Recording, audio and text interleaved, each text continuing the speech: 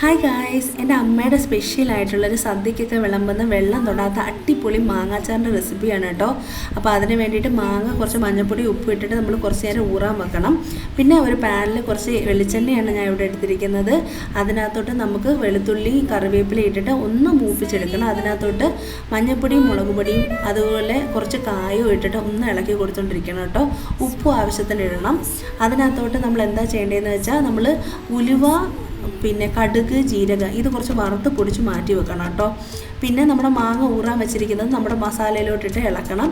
നമ്മൾ പൊടിച്ച് വെച്ചിരിക്കുന്ന ഉലുവയുടെയൊക്കെ കോമ്പിനേഷൻ ഉണ്ടല്ലോ, അതുകൂടെ അങ്ങോട്ട് ഇടുമ്പോൾ ഒരു മണം വരും. ഇപ്പോൾ എന്നാ മണമെന്നറിയോ? അതിനകത്ത് നന്നായിട്ടൊന്ന് ഇളക്കി കൊടുക്കുക കേട്ടോ. ഇതിനകത്ത് നമ്മൾ വെള്ളമേ ചേർക്കുന്നില്ല, അതിന് വരെ നമ്മൾ കുറച്ച് വിനീഗർ ചേർത്ത് കൊടുക്കണം കേട്ടോ. അപ്പോൾ എൻ്റെ കുറച്ച് വിനീഗറേ ഉണ്ടായിരുന്നുള്ളൂ, പിന്നെ കുറച്ചല്ലേ ഉണ്ടായിട്ട് കുഴപ്പമില്ല.